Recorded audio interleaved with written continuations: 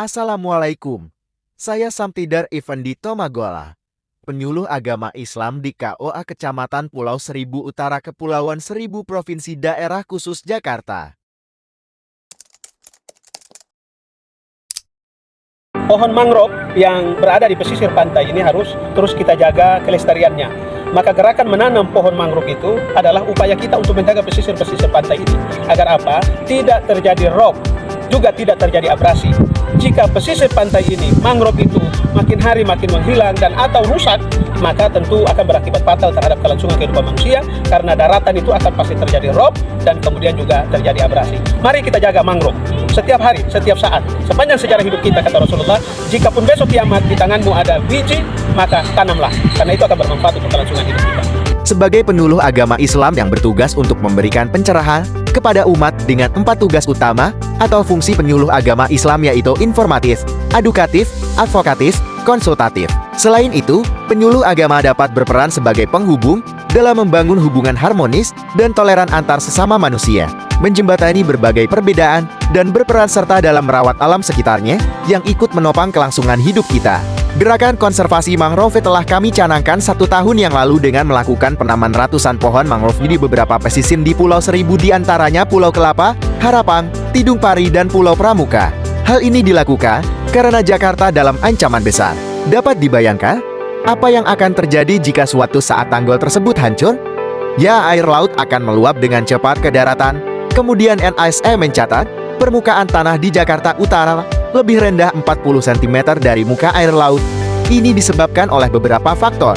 Faktor yang sebabkan permukaan tanah di Jakarta turun yaitu seperti alih fungsi lahan, padatnya penduduk, dan penyedotan air tanah yang ekstrem. Kenaikan permukaan laut global mencapai 3,3 mm setiap tahun, menambah ancaman tenggelamnya Jakarta.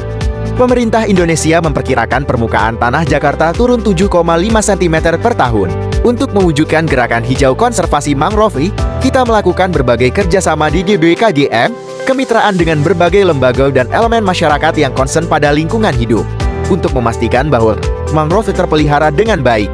Bibit tersedia setiap saat untuk mengantisipasi ada kerusakan atau mati akibat polusi limbah, dan masyarakat tidak berhenti untuk menanam.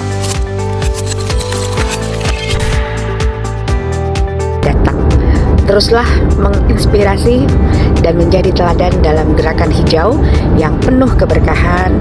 Jakarta dan Indonesia bangga memiliki sosok seperti Bapak Ustadz Samtidar. Saya Haji Muhammad Riyadul Badi MA, Kepala KUA Kepulauan Seribu Utara, Kabupaten Kepulauan Seribu, DKI Jakarta.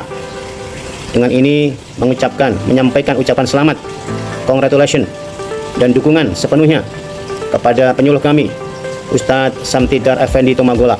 Saya Kaumi Faridatul, pengurus Ikatan Kepulauan Seribu Utara.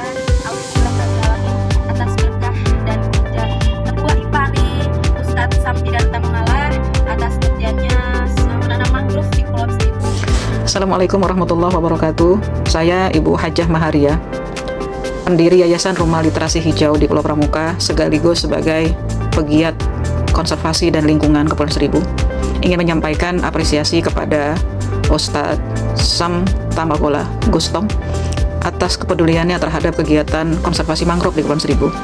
Harapan saya, beliau bisa istiqomah dan secara terus-menerus melakukan kegiatan-kegiatan terkait dengan manfaat lingkungan di Kepulauan Seribu.